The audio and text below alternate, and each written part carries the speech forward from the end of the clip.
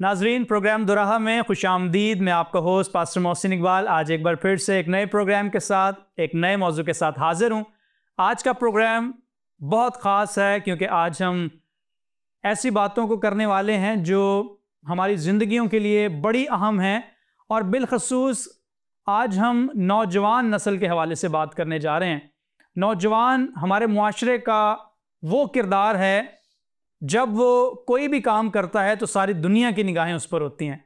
आज के नौजवान को कैसा होना चाहिए, किताब मुक़द्दस नौजवानों के हवाले से क्या कहती है, कलीसियाओं में नौजवानों का क्या किरदार होना चाहिए, और आज के नौजवान को खुदा के काम में कितना सरगर्म होना चाहिए। नापाकी की जितनी भी ताकतें हैं, नौजवान को चाहिए कि वो इनसे दूर रहे, दुआ के वसीला से इनको शिकस्त देने वाला हो सके।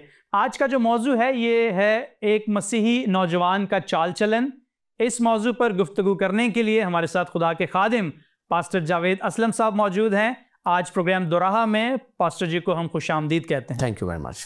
आज हम गुफ्तगू करेंगे एक मसीही नौजवान का चाल चलन। तो सबसे पहले मैं पूछना चाहूँगा कि चाल चलन क्या है या इससे क्या मुराद है? कुलसियों के नाम पौलुस रसूल का खत पहला बाब और 10वीं आयत में यूं मरकूम है जी, ताकि तुम्हारा चाल चलन खुदावंद के लायक हो और उसको हर तरह से पसंद आए। ठीक है। और तुम में हर तरह के नेक काम का फल लगे और खुदा की पहचान में बढ़ते जाओ। आमीन आमीन। चाल चलन होता है रविश, आदतें। सादा अल्फाज में कहें तो आदमी का उठना बैठना, उसका रहन सहन, उसका रहन सहन कैसा है। इसी आयत में लिखा हुआ है ताकि नेक फल लगे। जी। तो बाइबल मुकद्दस फरमाती है कि दरख्त अपने फल से और आदमी अपने कामों से पहचाना जाता है। तो हमारे काम रास्त हैं, नेक हैं, या हमारे काम बदी के हैं, बुराई के हैं, इसी से हमारी पहचान होती है। अगर हम नेक काम करने वाले हैं, खुदा के साथ चलने वाले, खुदा परस्ती की ज़िंदगी बसर करने वाले हैं, तो हमारा चाल चलन जो है वो कहलाएगा नेक। जी। नेक चाल चलन, हमारे आदतें, हमारा उठना बैठना, ये नेक चाल चलन है। ठीक है। और इसी तरह अगर कोई बुरे काम करने वाला है, बदी का काम करता है, तारीकी में चलता है, तो वो होगा बुरा चाल चलन, बदचलन कह सकते हैं। बदचलन से यही मुराद है। तो खुदा के नजदीक पसंदीदा क्या है? नेक चाल चलन। बिल्कुल ठीक तो है। लिखा है कि ऐसा हो कि खुदा के लायक और पसंदीदा हो। बिल्कुल, बहुत खूबसूरत बात है कि क्योंकि कलाम हमारी हर तौर पर रहनुमाई करता है। और यहाँ पर जो जिस वर्स का मुताला किया गया, यहाँ पे आपने कहा कि ऐसा चाल चलन होना चाहिए जो खुदा को पसंदीदा हो या उसके लायक हो। बिल्कुल राइट। चाल चलन की सर हम बात कर रहे हैं तो किताब मुकद्दस में जब हम बागौर मुताला करते हैं तो बहुत सारे ऐसे नबी और बहुत सारे ऐसे नौजवानों का हमें जिक्र मिलता है जिन्होंने जवानी में ही खुदावंद को कबूल किया और फिर वो नेक चाल चलन के तहत उन्होंने सारी ज़िंदगी बसर की। किताब मुकद्दस में से कोई मिसाल अगर आप देना चाहें इसके हवाले से कि कौन से ऐसे लोग गुजरे हैं जिनका चाल चलन वाकई खुदा को पसंद था। आप ये देखिए कि बाइबल मुकद्दस नौजवानों से भरी बड़ी है। नौजवानों का जिक्र आपको बाइबल में मिलेगा। मोस्टली बहुत सारे जो खिदमत के लिए बुलाए गए उनमें नौजवान थे। एलिया और अलीशा की जब हम मिसाल लेते हैं तो जिक्र मिलता है कि अलीशा जो है नौजवानी के अयाम में एलिया के पास आए थे और वो उनके हाथों में पानी डाला करते थे। खेत में काम कर रहा था जब बुजुर्ग एलिया वहां से गुजरा और उसने अपनी चादर उस पर फेंक दी और उसे अपने पीछे बुला लिया। खुदा ने कहा कि तू इसको नबी होने के लिए मुकर्रर कर दे। तो वो खेत में काम कर रहा था, यानी खुदा को वो शख्स पसंद था। जी। अलीशा खुदा को पसंद था और एलिया से खुदा ने कहा कि तू इसको मेरे लिए नबी मुकर्रर कर दे। यस। और फिर आप जाइए और पीछे चले जाएं, शुरू में ही जवानों की हमें मिसालें मिलती हैं। चले हम बिल्कुल आगाज में चले जाएं, इन द बिगनिंग।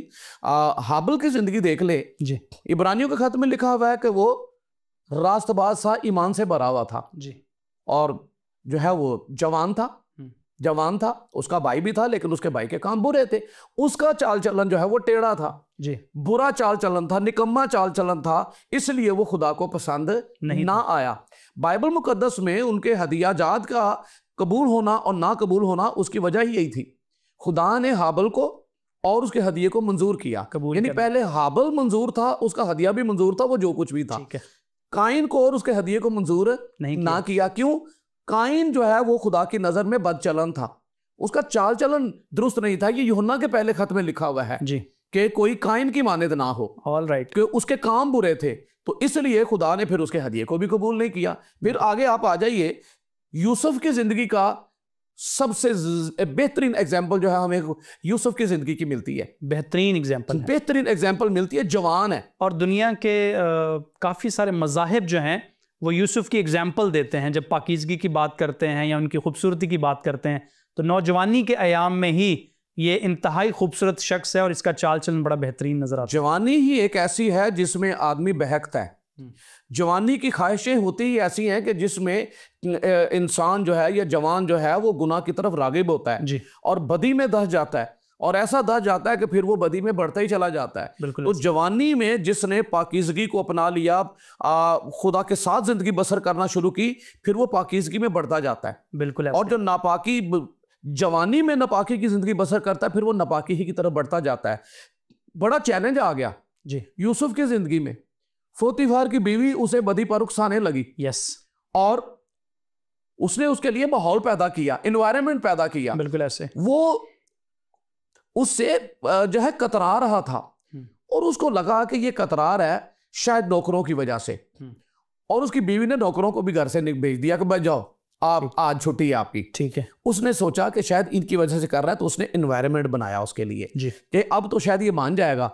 लेकिन असल में वो पाक था, उसकी जिंदगी पाक थी, खुदा के डर, खुदा के खौफ में जिंदगी बसर कर रहा था। इसलिए माहौल हो या ना हो, यस, एक होता है कि लोगों को मौका नहीं मिलता इसलिए वो बुराई नहीं कर पाते, तो लगता है कि शायद वो बड़े पाक हैं। नहीं, पाक नहीं होते, मौका नहीं मिल रहा। मौका नहीं। यूसुफ को मौका मिला। यस। यूसुफ को बदी का मौका मिला, मालकन है, उसने नौकरों को भी भेज दिया, पर उसके बावजूद लिखा है कि यूसुफ अपना पैराहन छोड़कर भाग गया। यस। खुदापरस्त आदमी है, खुदापरस्त था, पाक था। तो फिर आप देखिए ना, खुदा ने सरफराज कितना किया। Yes. जब खुदा सरफराज करता है, उस मुल्क में मिस्र में एक गुलाम के तौर पर आया था, और एक गुलाम आया है और उस मुल्क हाकिम बन जाता है। बहुत खूबसूरत बात है, खुदा ने उसे सरफराज किया। और इसका मतलब यह है कि नौजवानी के अयाम में ही उसने अपने चाल चलन को महफूज रखा है, क्योंकि वो खुदापरस्त था। और जिस मौका की हम बात कर रहे थे कि लोगों को मौका नहीं मिलता है बदी करने का, इसको तुम पूरा मौका मिला, और इसका छुड़ाकर भागना हमें ये बताता है कि ये बदी से भागा है, बदी से भागा। आज का जो नौजवान है, एक तो वो मौके की तलाश में है। मैं बिलखसूस उन नौजवानों की बात कर रहा हूँ जो दीन की राह पर नहीं है, या जो खुदापरस्त नहीं है, जो कलाम पर तवज्जो नहीं कर रहे, जो बरगश्तगी में धंसे हुए हैं, और बरगश्तगी उनको इस पैराहम पर ले आती है कि वो फिर बदी करने पर आमादा हो जाते हैं। लेकिन यूसुफ की एग्जाम्पल सर आपने देकर हमें बहुत कीमती बातों से आगाह किया है कि हमें हर वक्त इस एग्जाम्पल को सामने रखने की ज़रूरत है। बिल्कुल, कि जब ये शख्स बदी से भागा है तो हमें भी भागने की ज़रूरत है। और फिर दूसरी बात यह भी है कि अगर यूसुफ बदी पर गालिब आ सकता है, यस, यूसुफ रास्तबाजी और पाक जिंदगी की बसर कर सकता है जवानी के अयाम में, तो हम क्यों बाकी क्यों नहीं? बाकी इसका मतलब है दूसरे भी जवानी के अयाम में वो रास्तबाजी की जिंदगी, पाकीज़गी की जिंदगी बसर कर सकते हैं, गुनाह और बदी पर गालिब आ सकते हैं। बिल्कुल सर, मैं इसको थोड़ा सा और आगे बढ़ाएंगे जी। गुफ्तगू बहुत अच्छी चल रही है और हमारे नाजरीन जो है वो यकीनन सुन रहे हैं, बरकत पा रहे हैं, नोट भी कर रहे हैं। किताब मुकद्दस में सर पुराने अहदनामा में हमें एक वर्स मिलती है कि ए जवान, तू अपनी जवानी में खुश हो और खूब जी बहला, लेकिन याद रख कि खुदा इन सब बातों के लिए तुझे अदालत में लेकर आएगा। इसके हवाले से क्या कहना चाहेंगे? ये खुदा का मंसूबा है कि वो किसी की हलाकत नहीं चाहता, और जवानी के अयाम ही होते हैं जिसमें हमने शुरू में बात की, आदमी बहक जाता है। ठीक है, तो उसे आगाह किया गया है कि तू जवानी के अयाम में फिर ठीक है, खूब दिल बहला, लेकिन तुझे याद रखना है कि खुदा तुझे एक दिन अदालत में लाएगा। इसको सर थोड़ा सा हम थोड़ा क्लियर करते जाएं जी। आप इस पर थोड़ा सा जो है वो जोर दीजिएगा कि लोग इसको कहीं गलत इंटरप्रेट तो नहीं करते कि जी हमें बाइबल से इजाज़त मिल रही है कि ए जवान तू खूब जी बहला, ऐसा तो नहीं है कहीं? नहीं, कि आगे जो है जो सीगा मिलता है हमें, या आगे जो जुमला मिलता है वो लेकिन जी, असल में इसमें जो मफहूम पाया जा रहा है, जो इसकी अंडरस्टैंडिंग है, वो ये है कि तू जो कर रहा है ना, तो वो एक कहते हैं ना, ठीक है बेटा करता रहे, डराने वाली बात, डराने वाली को तू ठीक है फिर करता रहे, फिर तुझे अंजाम का पता नहीं। तो ये इन मानों के अंदर इस सेंस में ये बात की जा रही है कि तू अपनी जवानी में दिल बहला रहा है ना, तो खूब दिल बहला ले। ये सब कुछ बातिल है, ये सब कुछ बातिल है। तो तुझे एक ये भी बात याद रखनी है कि खुदा इन सब बातों के बारे में तुझे अदालत में लाएगा, तो आगे ही उसको जो है ना वो क्लियर कर दिया गया। और इस जुमले में मैं समझता हूँ सर कि जब ये बात कह दी गई है कि अदालत में लाएगा, तो फिर बंदा बाखबर हो जाता है, खबरदार हो जाता है कि हमें गलत ट्रैक का चुनाव नहीं करना है। बता दिया गया है, ठीक है, बता दिया गया है। और अगर ना बताए तो आदमी के पास जवाब है कि हमें तो पता ही नहीं है। लेकिन यहाँ तो क्लियर जो है वो उसे आगाह किया गया है, अलर्ट किया गया है कि ये बुरी रविश है और ये मौत की तरफ बढ़ रही है। तिमोथियस को पौलुस रसूल ने खत लिखा, जवान था वो भी जी, और नसीहत कर रहा है। और वो बड़ी नसीहत जो है वो सिर्फ तिमोथियस के लिए नहीं है, बल्कि हर एक मसीही नौजवान के लिए है। वो इस कलाम को अपने सामने रखकर वो बुराई से और बदी से बच सकता है, वो गालिब आ सकता है। तो मैं खुदा के कलाम में से तिमोथियस के नाम जो खत लिखा गया है उसमें से चंद बातों को पढ़ना चाहूंगा। बिल्कुल सर। तिमोथियस के नाम पौलुस रसूल का दूसरा खत है जी, और दूसरे बाब की 22वीं आयत। यह भी नसीहत के मानों में ही है। ठीक है, एक जवान को नसीहत की जा रही है। लिखा है, जवानी की ख्वाहिशों से भाग। ठीक है, जवानी की ख्वाहिशों से भाग, जवानी की ख्वाहिशों से भाग, और जो पाक दिल के साथ खुदावंद से दुआ करते हैं उनके साथ रास्तबाजी और ईमान और मोहब्बत और सुलह का तालिब हो। यस, तो यहां पर नसीहत क्या की गई है कि जवानी की ख्वाहिशों से भाग।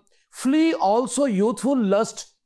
जवानी की ख्वाहिशें, ये जिनसी ख्वाहिश है, ये लस्ट है, और उससे कहा गया भाग। और अगर आप इसके सेंस में जाएं, इसके मफहूम में जाएं, तो ये जो है ना, फ्ली ऑल्सो यूथफुल लस्ट, जवानी की ख्वाहिशों से भाग, यानी ऐसा भाग कि जैसे कोई मौत से बचने के लिए भागता है। ठीक है, आपके पीछे मौत आ रही है, पीछे आग लगी हुई है, या पीछे तूफान आ रहा है, ठीक है, सैलाब आ रहे हैं जो डुबो सकते हैं, बर्बाद कर सकते हैं। तो जैसे कोई जान बचाने के लिए भागता है, जवान को आगाह किया गया कि ऐसे ही भाग। क्योंकि ये ख्वाहिश जो होती है ना, जवानी की ख्वाहिश, ये आगाज तो ख्वाहिश से होता है और अंजाम इसका मौतबार होता है जी। तो लगता है कि शायद एक छोटी सी ख्वाहिश ही तो है, लेकिन ये एक महज ख्वाहिश नहीं है।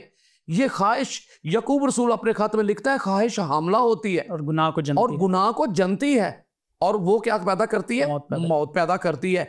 तो इसका मतलब है कि ये ख्वाहिश कोई मामूली बात नहीं है कि चले ख्वाहिश ही की है ना, ख्वाहिश से ही सब कुछ होता है। अब देखिए, अदन का जो गुनाह हुआ था अदन के अंदर, वो हुआ कहां से था? ख्वाहिश से हुआ था। और इब्लीस बड़ा चालाक है, वो इंसान की कमजोरी को ढूंढता है। वो जवान के अंदर उसकी कमजोरी को ढूंढता है कि इसकी कमजोरी क्या है, उसके लिए फिर माहौल बनाता है, इन्वायरमेंट पैदा करता है और उसकी तवज्जो उसकी तरफ दिलाता है। अब हवा को कहा गया कि क्या वाकई खुदा ने इस फल के बारे में कहा है? तो हालांकि वो उस फल को समझ जानते हैं, आगाह हैं कि ये नहीं खाना, रोज उसके पास से गुजरते हैं, लेकिन जब उसने तवज्जो दिलाई, नहीं क्या वाकई खुदा ने कहा है कि ये ना खाना, तो देखो तो सही। तो फिर लिखा है, जब उसने देखा कि वो फल देखने में खुशनुमा, जी, पहले भी तो वो देखती थी पर आज बड़ा खुशनुमा लग रहा है, अब उसकी तवज्जो दिलाई गई है। जी।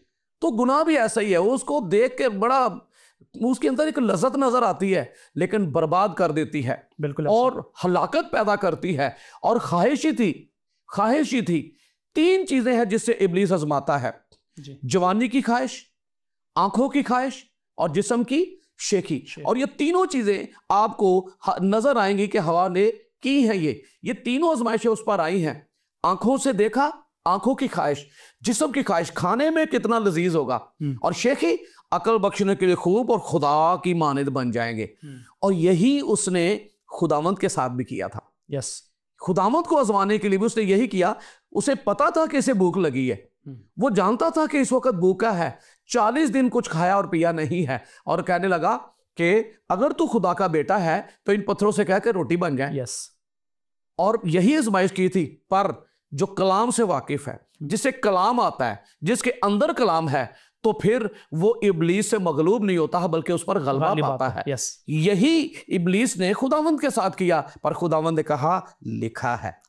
जितनी भी आजमाइशें की हर दफा खुदावंद ने कहा लिखा है। और दाऊद ज़बूर नवीस यही 119 ज़बूर में फरमाता है कि जवान किस तरह से अपनी जिंदगी को पाक रख सकता है, अपनी राह को किस तरह से पाक रख सकता है। और आगे जाके लिखा है कि तेरे कलाम को अपने दिल में रखने से, मैंने तेरे कलाम को अपने दिल में रख लिया ताकि तेरे खिलाफ गुनाह ना करूं। तो कलाम है जो हमें गलबा देता है, कलाम हमें संभालता है, कलाम से हम दुनिया की ख्वाहिशों पर गालिब आते हैं। यूसुफ ने ऐसे ही गलबा नहीं पा लिया, कुछ था उसके अंदर तो उसने गलबा पाया है।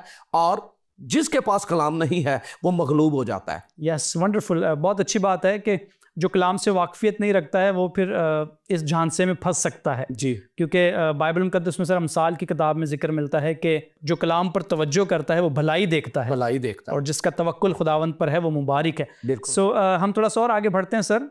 आज हम बात कर रहे हैं मसीही नौजवान के चाल चलन पे। तो एक मसीही नौजवान से खुदा और क्या तकाजा करता है कि उसकी जो ज़िंदगी है वो कैसी होनी चाहिए? क्योंकि मैं जब नए अहदनामे का मुताला करता हूँ तो यहाँ पर हमें एक ऐसी नौजवान लड़की का जिक्र मिलता है जिसके सबब से एक बड़े नबी का जो है वो सर तन से जुदा कर दिया गया। इसकी लाइफ में जो इसने अपनी माँ की बात को माना, तो इसके हवाले से आप नौजवानों को क्या नसीहत करेंगे कि उनका जो फैमिली एटमॉस्फेयर है वो भी रूहानी होना चाहिए, उनका जो फैमिली का जो चाल चलन है वो भी रूहानी होना चाहिए, वरना वो किसी बड़े नुकसान का सबब बन सकते हैं? जी, आपने खुद ही इसकी वजाहत कर दी है कि घर का माहौल जो है, और घर का माहौल भी उस वक्त होगा जब हम कलाम के ताबे रहकर ज़िंदगी बसर करते हैं। ठीक है। फिर वो सारा माहौल जो है वो खुदा के कंट्रोल में आ जाता है। खुदा हमें कंट्रोल कर रहा होता है और हमारी जो राहें हैं वो सीधी होना शुरू हो जाती हैं, हमारे राहें हमवार होना शुरू हो जाती है, और खुदा हमारे घरानों को बनाता है, खुदा हमारे घरानों को संवारता है। तो जवान से खुदा एक बड़ा तकाजा करता है। जवान खुदावंद के लिए इस्तेमाल होकर बड़ा काम कर सकते हैं, खुदावंद के लिए बहुत सारी रूहों को जीत सकते हैं। जवान जो होता है वो एनर्जेटिक होता है, वो एक बड़ी उम्र के शख्स से, एक बड़ी उम्र के खादम से ज्यादा बेहतर खिदमत कर सकता है, वो ज्यादा देर तक कर सकता है। फॉर एग्जाम्पल मैं मिसाल देता हूं, एक शख्स, एक खादम बड़ी अच्छी खिदमत कर रहा है और उसकी उम्र 60 साल है और उसकी टोटल उम्र फॉर एग्जाम्पल के 70 साल की है, तो कितने साल वो और खिदमत करेगा? 10 साल और खिदमत कर सकता है। लेकिन एक जवान 30 साल या 35 साल में खुदावंद को कबूल करता है और खुदावंद की खिदमत करना शुरू करता है, खुदावंद के लिए काम करना शुरू करता है, और उसकी उम्र भी अगर 70 साल है तो वो कितने साल काम करेगा? 35 साल जान तोड़ मेहनत, 35 साल वो खिदमत कर सकता है। तो यही हम बाइबल में देखते हैं कि खुदावंद ने जवानों को चुना और खुदावंद के लिए काम किया। साधु सुंदर सिंह 14 साल का था और जब वो खुदावंद के लिए काम करना शुरू कर दिया और 40 साल का गालबन होकर जो है वो, उसके बाद पता नहीं चला कि वो कहाँ गया, पर जब लौ लग गई और खुदावंद के लिए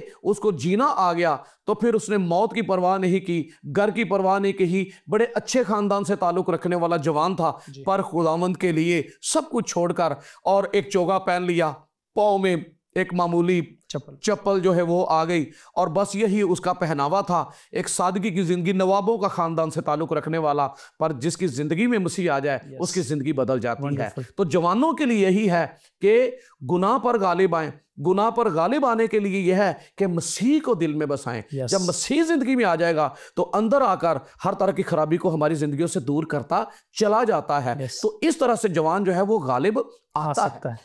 जी, मैं कंटिन्यू करना चाहूंगा जवानी की ख्वाहिश से जी, कि देखिए तबाही बर्बादी आती है, लगता है कि चंद रोजा लज्जत है ये, लेकिन बर्बादी कैसे हुई?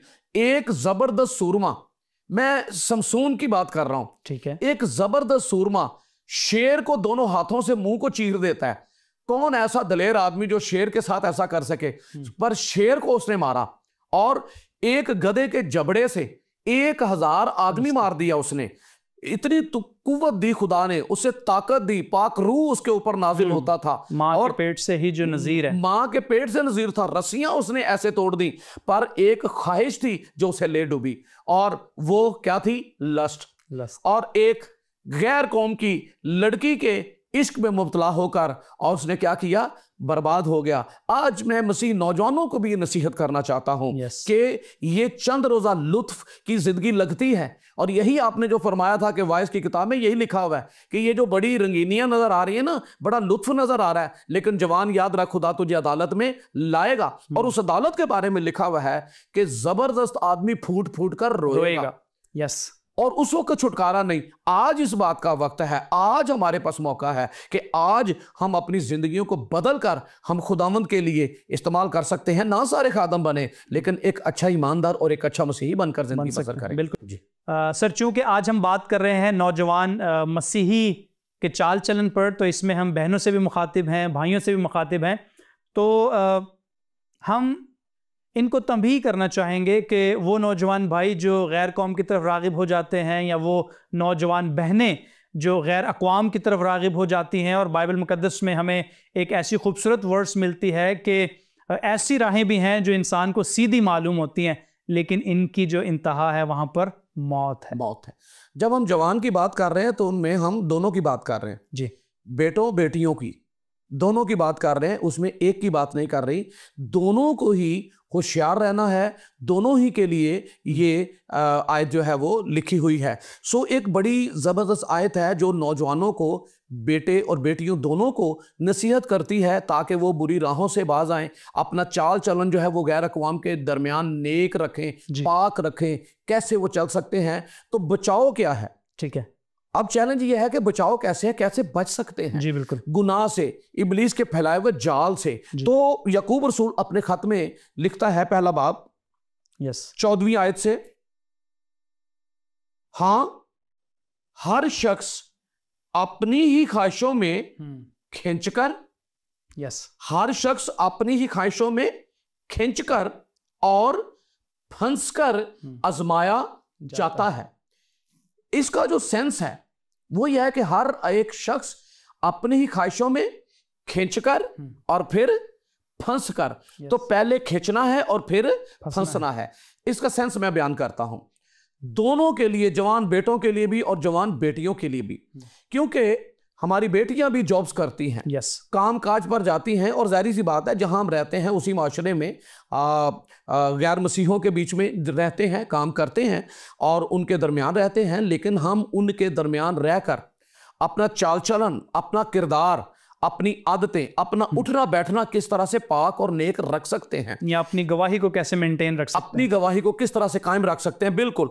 अब यहां पर अलर्ट किया गया है। होता क्या है कि यहां पर लिखा हर एक अपनी ख्वाहिशों में खींचकर और फंसकर। तो आपने देखा होगा मछलियां पकड़ी जाती हैं जी, और एक कांटा लगाया जाता है। मैंने भी पकड़ी हुई है। जब पंजाब में थे, गांव में, तो मछलियां पकड़ते थे तो मैं भी वो कांटा इस्तेमाल करता था, तो मुझे उसका तजुर्बा भी है।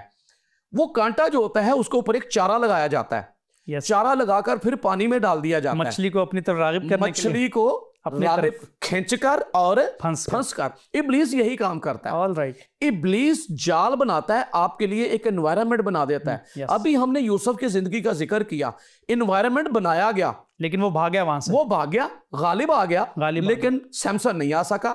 एक औरत आ गई उसकी तरफ, सैमसन की तरफ, लेकिन वो मगलूब हो गया। वो जबरदस्त आदमी, जबरदस्त सूरमा, शेर को मारने वाला, गधे के जबड़े से 1000 को मारने वाला, मगलूब हो गया, जो रस्सियों को यूं करके तोड़ देता था।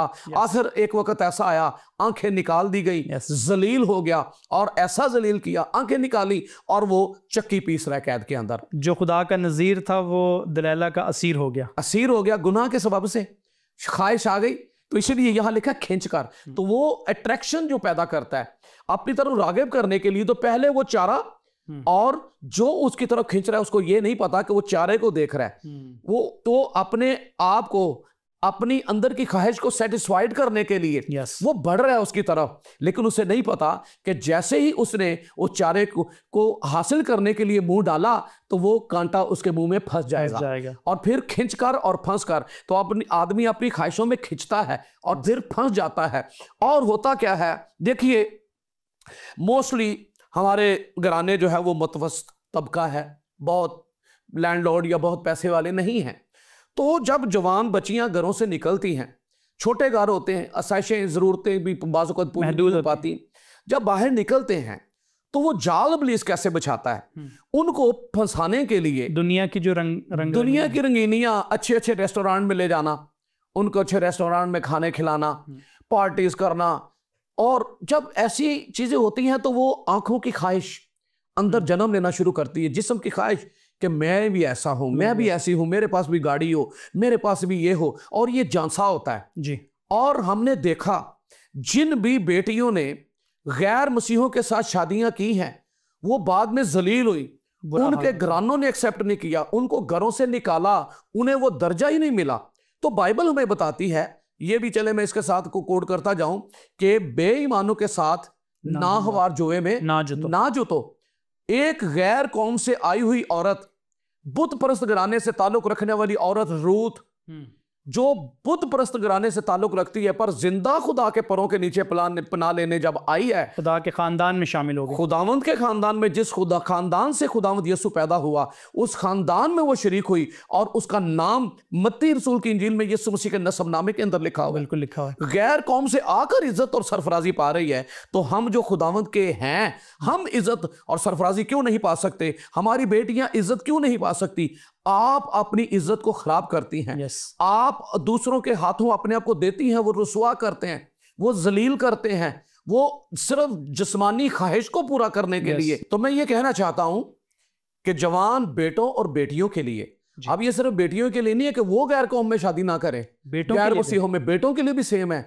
गैर कौमों से शादी करने का जो मतलब है, बाइबल फरमाती है कि मसीही के साथ करे ताकि खुदा तरस नस्ल पैदा हो जी। तो खुदा गैर कौमों में शादी से दोनों को ही जो है वो मना करता है। Yes, thank you very much sir, आपका बहुत शुक्रिया। आज बहुत सारी कीमती बातें जो है आपने हमारे नाजरीन के साथ शेयर की हैं।